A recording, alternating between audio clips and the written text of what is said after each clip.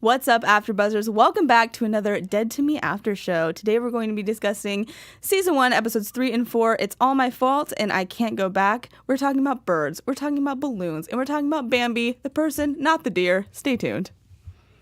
You're tuned in to AfterBuzz TV, the ESPN of TV talk. Now, let the buzz begin.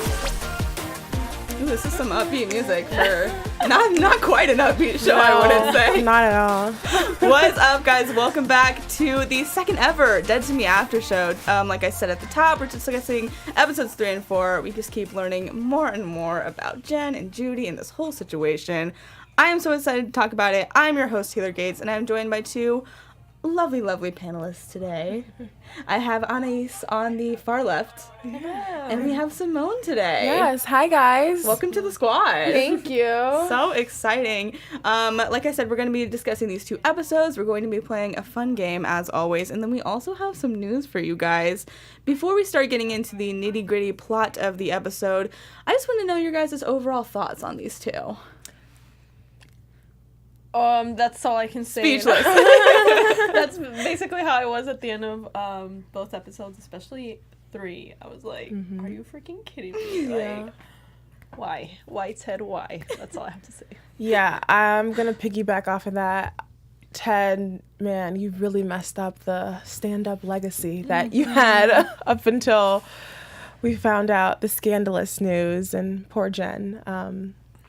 That's all I can say. She's really going through it. It just keeps getting worse, it seems. Not getting better. It's getting worse. It's so true. It's just snowballing completely out of control. Like, I agree. The more we hear, the more that we're just so upset for her. But, I mean, she's powering through, and everyone's obviously dealing with grief in their very different ways. I'm going to start off talking about Henry. Sweet little Henry. He's so cute. He's so cute. He thinks that the bird that comes to his window every morning is his father, which I thought was very sweet. I was at least Team Judy on this. Jen, on the other hand, is like a little concerned for him, like doesn't quite understand. What were you guys' thoughts on that? Like, were you more like, oh, that's so sweet? Like, did you have a Judy reaction or like more of a Jen reaction? I had more of a Judy reaction, just because I do think people who pass come back to you in different forms. And obviously you don't know, you're not going to see their face. It's going to be through a bird or whatever that is. And like he said, him and his dad had that tradition of like seeing him in the morning. And so it coincided. It wasn't like super far-fetched. And if that's his way of connecting with his dad and remembering him, I think that's beautiful. And I think Jen is just more of a much more cynical type of person. Like, she's not as much of a dreamer or soft as Judy is. So I can see her just, I get it from her standpoint, being like, that's not your dad, that's a bird, and it's only a bird. Yeah, I was definitely more Team Judy with this as well, because I agreed with her. She told Jen, if it helps him and it's not hurting anyone, what's the harm? And, it's a little kid. You don't want to, like, crush his, like, not dreams, but just, like, crush his spirit by being like, no, that's not your dad. Like, it's not, it's sweet, Even, just let him believe it's his dad. If it's helping him, just let him think that. Exactly. Yeah, I thought it was funny and like a little bit heartbreaking, but like in the way that the show does it, where it's like very sad but pretty funny at the same time. Later in the episode, the bird actually comes back and is eating the cake, which we will get into that cake. And then Jen starts talking to it as if it is Ted, and I was like, oh my gosh, like, Yeah. I feel like, the stress is just sort of getting to her, and also having Judy around is like maybe bringing out this different side of her, which I thought was really sweet. And then the bird, of course, flies away. And she's like, screw you too. Like, that's just fine. I knew you weren't him. Yeah, I was trying to think, but I thought that was so funny. And she also had a lot of wine, to be fair. Yeah. Like, she was going through She had a bad day. The police came. So it was a rough. lot. Yeah. A lot had happened. I also wanted to touch really briefly on the fact that we're seeing these kids deal with this in a different way, too, because while, Henry's like the sensitive one with the bird, we have Charlie, who's pretty much head stuck in the video games, but he obviously misses playing it with his dad, too, which I feel like we, get Charlie being really cynical, and I thought this was a really sort of touching thing where he's like, well, I miss playing it with him, and I thought it was very, like, informative of their characters, too, because like, Jen doesn't know how to play this. Like, she's not, that was never, like, her role as a parent, so I thought that was, like, just really pretty heartbreaking, the fact that he missed it a lot. And obviously that comes back when the balloon flies down. What were your thoughts on that and, like, her seeing, you know, just how much this is affecting Charlie? Yeah, I think it's interesting with their family dynamic because the dad seems like he was a lot more involved than Jen was. He took them to school. He's a lot more hands-on than she was as a mother, which typically it's kind of the mom is the one that the school will call if your child is sick, or that's always the first point person.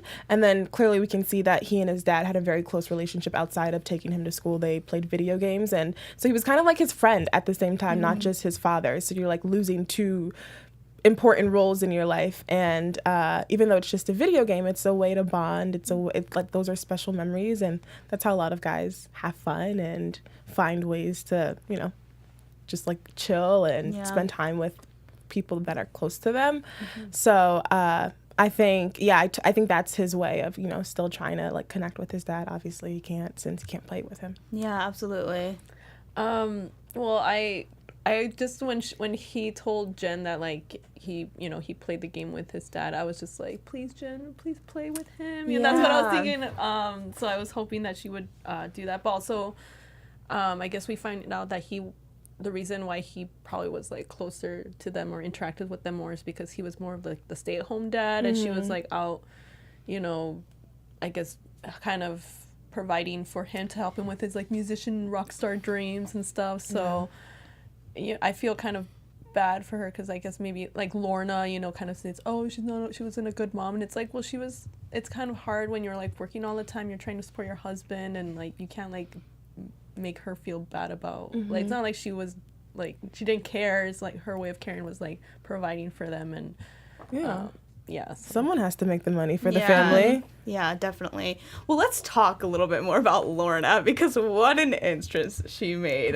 Just walking into that house, just like she was such a boss lady with the sunglasses with like her peasants around her, essentially. Yeah. I didn't pick up on the fact that this was going to be her mother-in-law right away. Did you guys like have that reaction? Like, were you like, oh, this is obviously Ted's mom, or were you a little bit confused at first? No, I had no idea. I thought it was just like some rich lady that likes to buy properties everywhere. Like, oh, there she is again. But I had no idea. Yeah, no, she just seemed bougie and uptight. So that was never my first thought.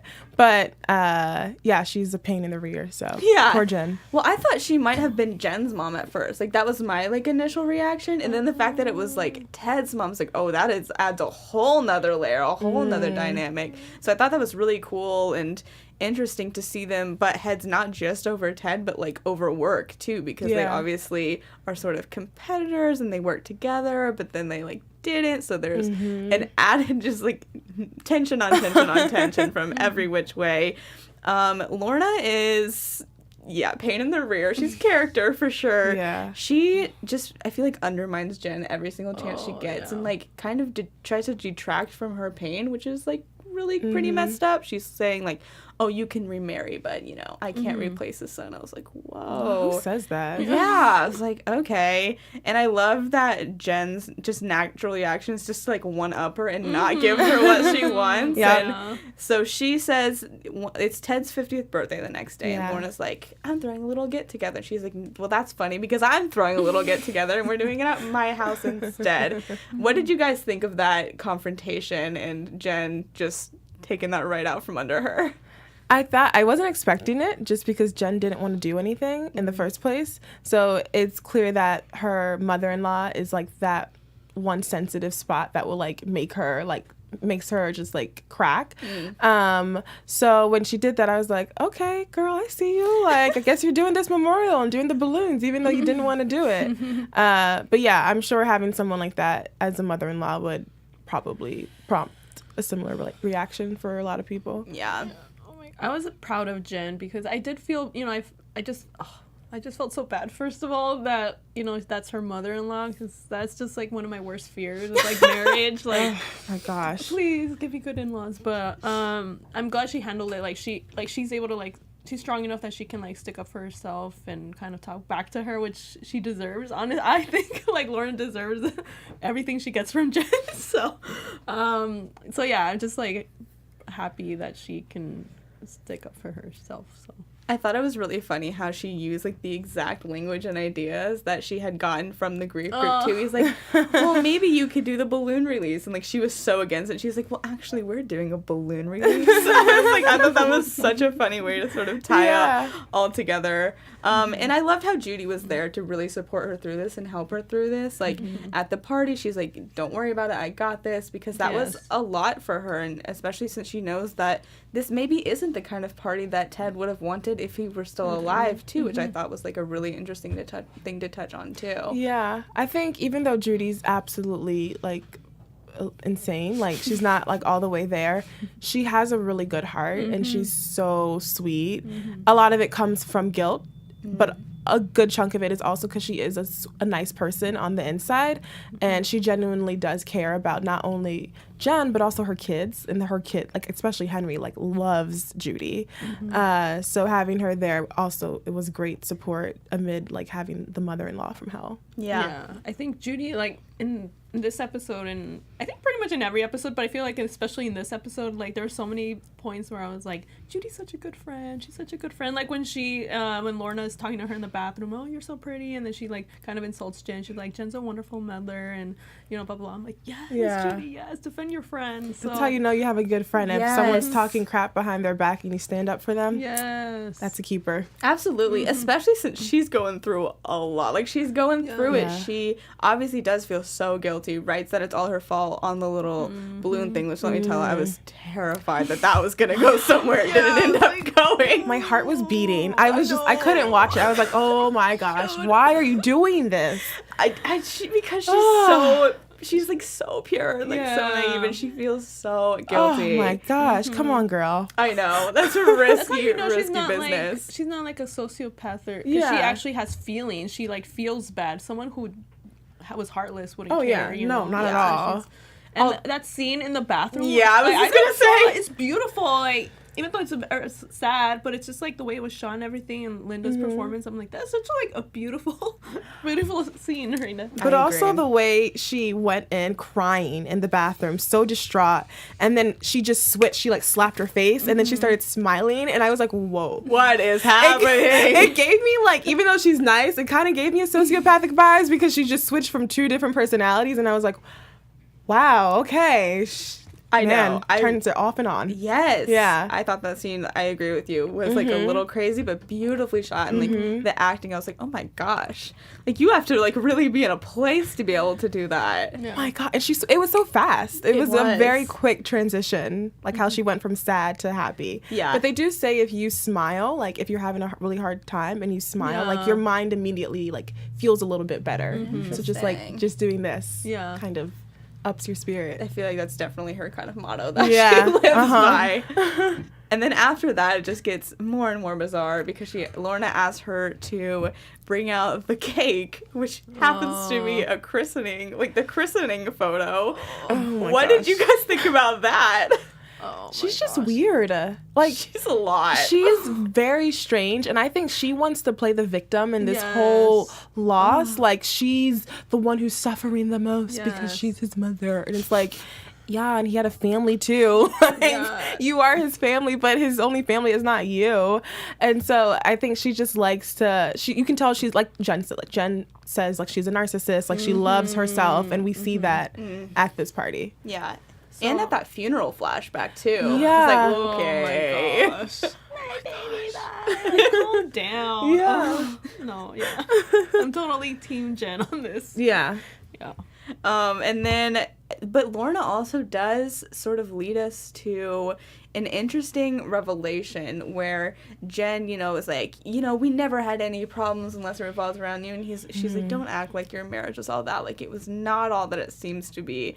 Have you seen all of this, Simone? Have you watched the entire season? Yeah, I've seen all of it. Anais, then, what are you thinking that means, prediction-wise? When she says that... when Lorna says, like, your marriage, definitely had cracks that weren't just me. Did you, like, have anything that popped into your head I was just thinking that, like, I wasn't thinking of anything specific, but I was, like, maybe Ted told her something that, like, about Jen that I guess Jen doesn't know. Maybe he would, like, complain about Jen to his mom or something, but I had no idea, like, what he would be complaining about at this point. Yeah. But but then, you know, Jen said that, you know, that her marriage was really great. They loved each other, and then that made me kind of sad later. Yeah, I found out the know. other stuff. It's like, who do you believe at this point? Yeah, it's So many lies. voices saying different things at once. Yeah. So yeah, I was like, ooh, I don't know what to think about this Right. little line right here. Because I agree, because even though I know what happens, when I first heard that line, I was like, oh, maybe he was just complaining to his mom about Jen. You know, everyone Right. has a Just- couple spat. yeah. There are annoying things about everybody, so Right. it was something trivial, not... Maybe I was thinking maybe they were like close or something. Like some guys always talking to their mom, but nothing Yeah. like too bad. I Nothing wasn't thinking terrible. anything too bad. Yeah. Yeah, I think that would definitely be like therapeutic for him. Jen's therapy, on the other hand, I loved the punching the cake scene. Yes. so much.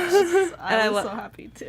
Like right in front of Lorna, like right with her kids right there. So good. And I like that the kids were like on their mom's side mostly. Well, Henry kind of took a little convincing, Yeah. but Charlie was like, "Yeah, let's go. do it." Yes, Charlie, be on your mom's side. Yes." But the person, like the part of me who likes to conserve food and not waste was cringing, and I was like, oh my gosh, you guys, this is a whole cake, and you're like, huh? Like your dirty hands are inside of it now. Who cares? It's Lorna's cake. Doesn't matter. No, but like The bird ate it. It's fine. It didn't Okay, go to Ted ate waste. it. Ted ate it. Ted ate it. Yes, they're gonna leave it out for the animals, so Exactly. it's not gonna go completely to waste. Okay, I guess. I love that scene, and it did kind of have certain parallels to the scene where Jen like takes the golf club to the car. So I yeah. liked how we had that sort of tied in there, because That's that true. towards the end of the birthday party, the cops show up and we're like, oh no, like what? There's so many things this could be about, Yeah. and it's about the car that she took the golf club to, and then Judy, of course, takes ownership for that, even though they I Again, love the Judy being a good interrogation. friend, but Yes. also I know it's like half guilt, but also half being a good friend. So it's Yeah. like, Yeah. 50-50. yeah. I loved the interrogation scene though, where she's like, well, where did you get the golf club? She's like, I don't remember. It's like, did you just carry one around? She's like, I Yeah. sure did.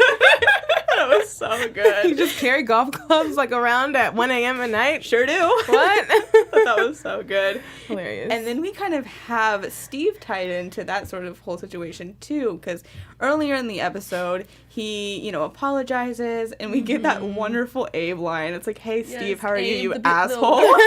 Yes. And he's Yes. like, call me if you need backup. I'm like, yes, I love so you, Abe. cute. Abe Nation. We are Abe Nation, I want guys. Abe to be my backup. Yes. Please. Like, I could use you in so many situations, Abe. Come on. He's so wonderful.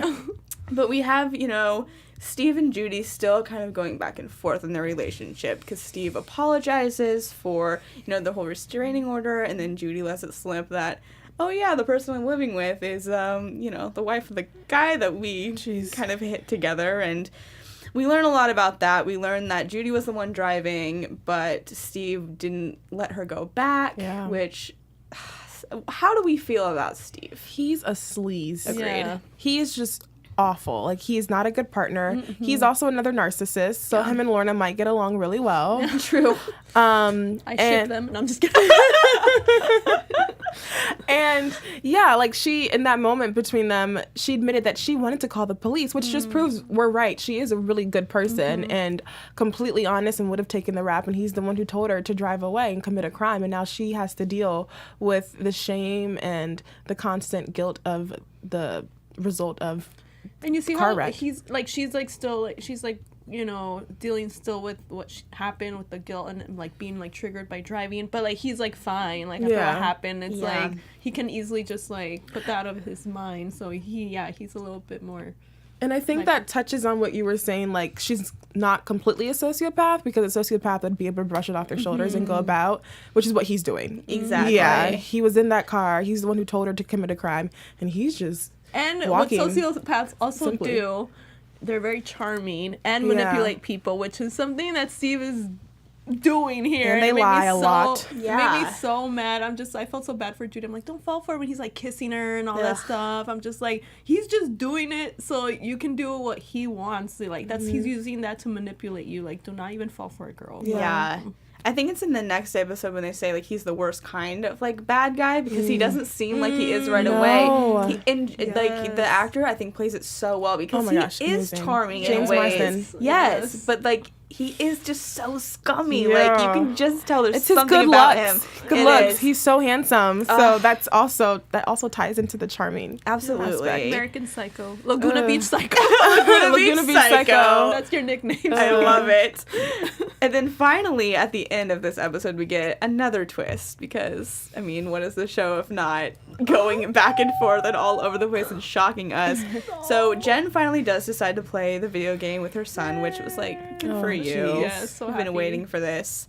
However, a new little message board pops up from Bambi88, I believe. That's probably when she was born, 1988. No, never mind. Nah, she's young. She's like 20-something. Yeah. We'll get to that, but it looks like Ted maybe wasn't being quite as faithful as we had believed the whole time.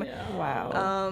Big yikes. gosh. We will talk more about that in our second episode, but before we do, can you tell us a little bit about what is happening here at AfterBuzz? Yeah. First off, guys, thank you so much for tuning in and watching us. We really appreciate all of your support. So if you're watching us on YouTube, please give us a thumbs up and subscribe. And then if you're listening on iTunes, give us a 5-star rating. And of course, on both platforms, comment.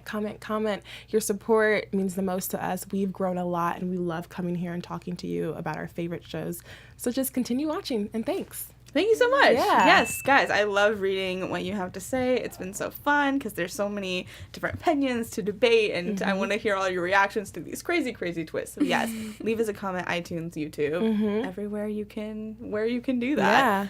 Let's move on to the second episode we're talking about today. Let's start off kind of a little bit where we left off with Steve and Judy. So they have spent the night together. And Judy, no. yeah, that's a yikes for me. Why? And we just get more of Steve's character. Like, he's crazier and crazier every time we see him. The trampoline. The Gotta get the trampoline! lymph nodes going. the What? alarm clock that's a podcast Yeah. or whatever that is. Just quite insane. But Judy seems like she's falling for it. She is. misses the California King bed. I mean, you can't blame her for that. Like, I'll give her that one. It seems like a Yeah. pretty nice bed with a pretty nice house. Just take the bed and leave Steve, okay? Yeah. True. I yes, agree with that. But it turns out that maybe Steve is not going to sell this house anymore. No. Which is seemingly good for Judy and Judy's mind, and definitely not good for Jen. What were you guys thinking when that reveal came along? The emotional part of me completely understood why she slept with him and wanted to revert back to her old life because things were good and it's familiar and comfortable. But then the logical part of me was like, girl, you just befriended the wife of the man you killed. Why are you doing this? It's a layered friendship. Yeah. Clearly, very A layered one. Very layered. You can't just get back with your ex and she's gonna lose profit. Like, that's not cool. She lets you into her house. She doesn't even know you. Clearly, you're crazy, but she still lets you stay there. What are you doing? But then I'm like, Steve is really good looking. I get it, girl. So I'm like, it's hard. Yeah. I was just like not. I mean, I wish I was Judy's friend because I'd be like, girl, like no, because I can relate in like the charming guys and everything. Like it's just like yes, it's like the easy thing to fall back into that, but it's not good for you in the long run. And he's just like, manipulating you, girl, like with his good looks. He knows, and then he tells her, "Oh, I know you still love me."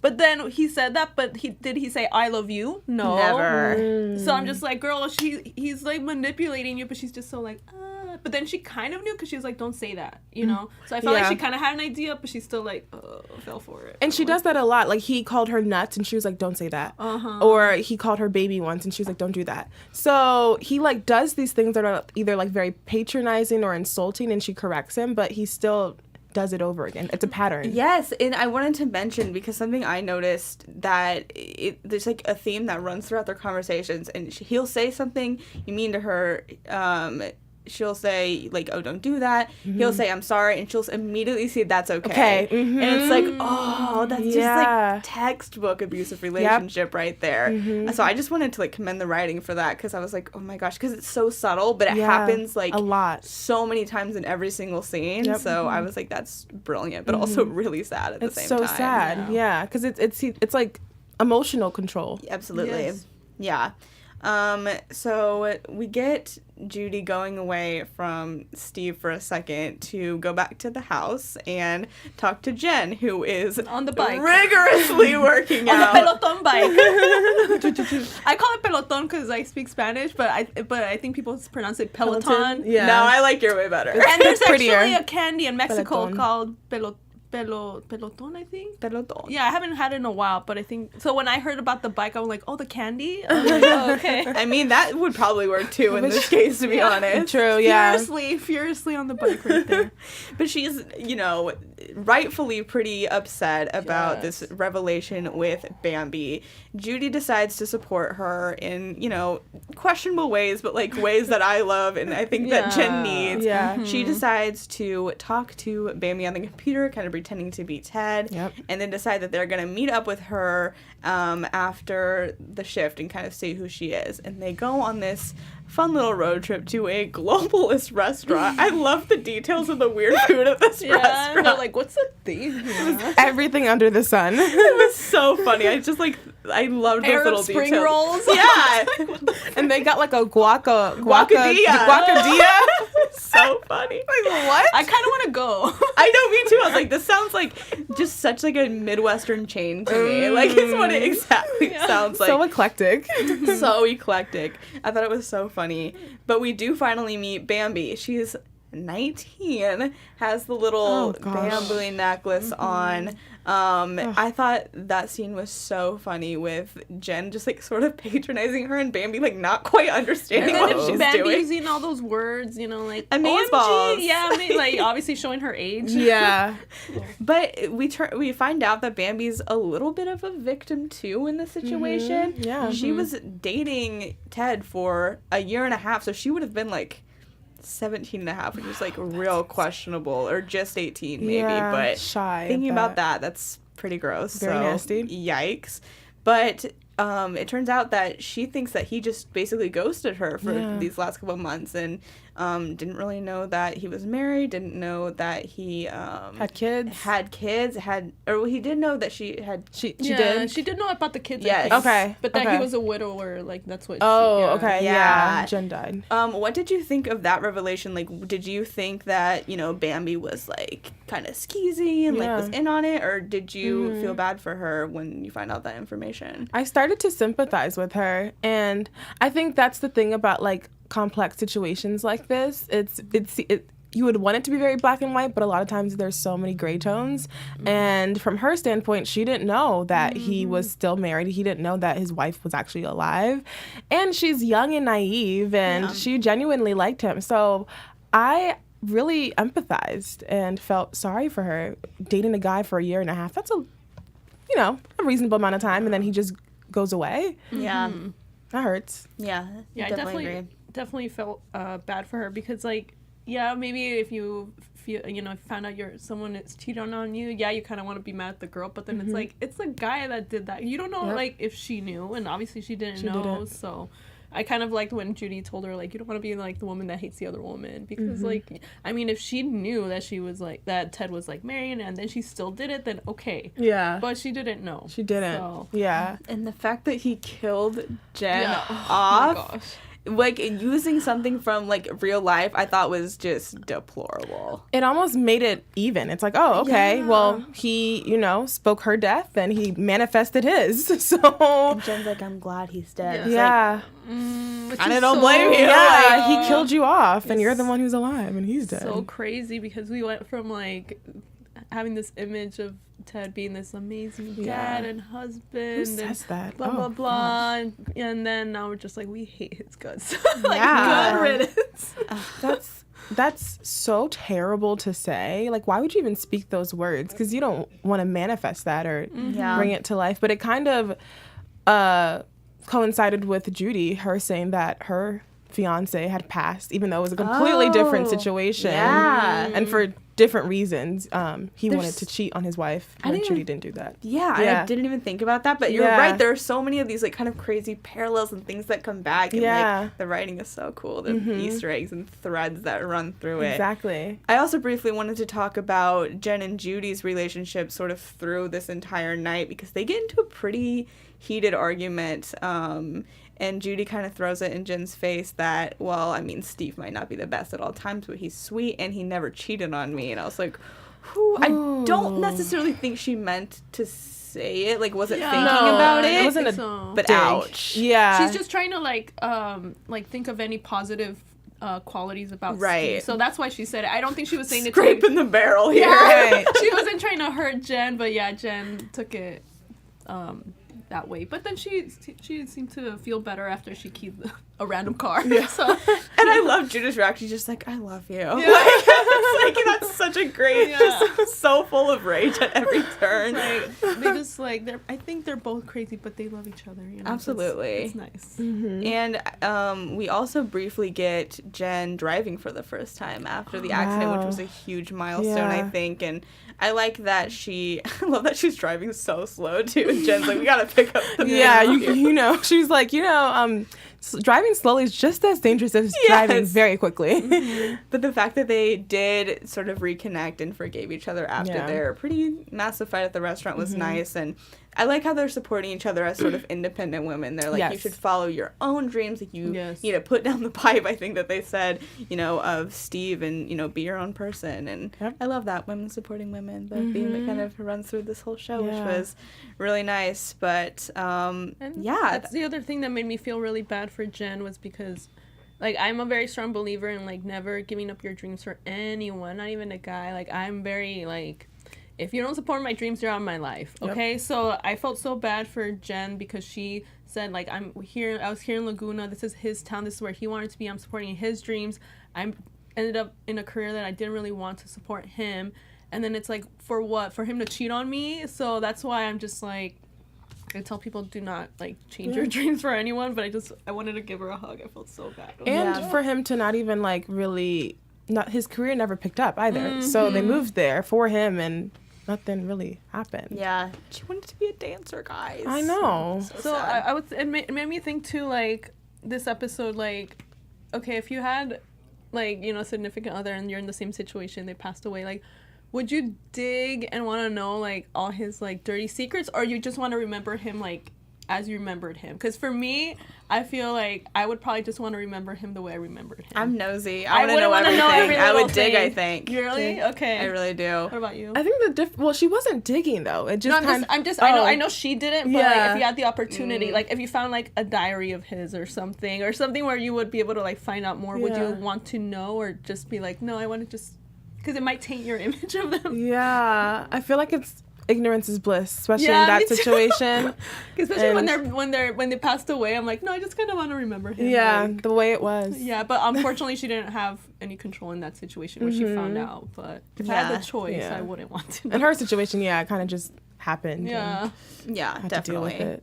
Unfortunately, we have run out of time because there was so much to talk about. I promise next time we will get to a game. We will get to a news segment. We'll just save them all up. I know. It went so fast. The show was super fast. Wow. Fun to talk about. I know. It just flew by.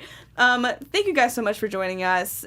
Please leave comments. We want to know what you thought. Find us on the socials too. Where can everyone find you guys on Twitter, Instagram to continue the conversation? Yeah, you guys can find me at Simone Thomas on both Instagram and Twitter. I prefer Instagram, so at morethanyouthink7 on Instagram. And also on the Lunatics After Show and the Society After Show starting on Tuesday. Awesome. You guys can find me on Twitter at alphabet_Ann, on Instagram at Taylor_Gates_. I also host the Law & Order SVU After Show every Wednesday and Sunday. You guys can find us back here on Wednesday. We will be talking about episodes 5 and 6, and we will see you guys next time. Bye. Our founder, Keven Undergaro, and me, Maria Menounos, would like to thank you for tuning in to AfterBuzz TV. Remember, we're not just the first, we're the biggest in the world, and we're the only destination for all your favorite TV shows. Whatever you crave, we've got it. So go to AfterBuzzTV.com and check out our lineup. Buzz you later. The views expressed herein are those of the hosts only and do not necessarily reflect the views of AfterBuzz TV or its owners or principals.